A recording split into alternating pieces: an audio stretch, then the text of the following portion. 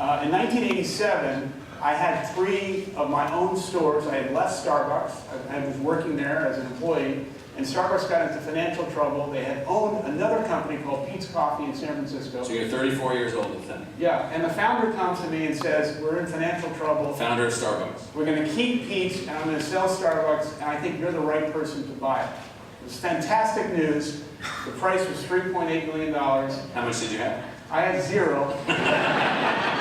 And he gave me a 60-day exclusive to buy the company. 60 whole days? 60 days. So he came to me with it about a month in and said, how are you doing? And I said, I've got about half of it raised.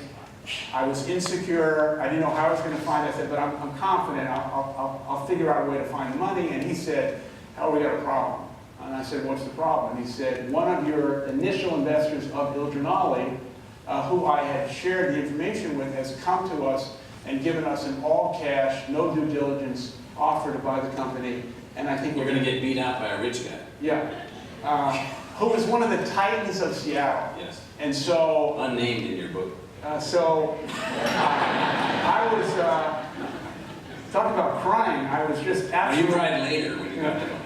I ran home to Sherry. I said, we're going to lose everything. I tell a friend of mine that story at night, who was a young attorney, and he says to me, I want you to come to my office tomorrow morning and meet our senior partner. And I said, okay, I'll talk to anyone. Big, tall, lanky guy. Yeah, so 6'7", mountain of a man, and his name was Bill Gates. No. But not the Bill Gates. Bill Gates' father. So I walk in, I don't know him. He's really, I mean, at that point he was the legal mind in Seattle. I tell him my story, and he asked me 2 questions. He said, Howard, I'm just going to ask you 2 quick questions. It's yes or no. Did you leave anything out of this story? I said, Mr. Gates, no. Well, and he said, is everything truthful? Did you leave anything out? It is everything truthful. It is everything you told me, 100% true. I said, yes. And then he said, come back in 2 hours. I didn't know what was going to happen. So I left. I came back in 2 hours. I go to his office, and he said, we're going to go for a walk. And I said, where are we going? And he said, we're going to go see the man. And I said, the guy trying to undercut you. Yeah. And I was saying to myself, this must be how things get done.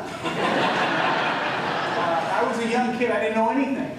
So we walked across the street. There was no use of the word Godfather or anything like that. No. We walk across the street. I don't know if he called him. I don't know if there was an appointment. All I know is we walked into his office, and in 5 minutes, Mr. Gates dressed him down and basically said, you should be ashamed of yourself. And let me tell you, you're going to stand down. This is not going to happen.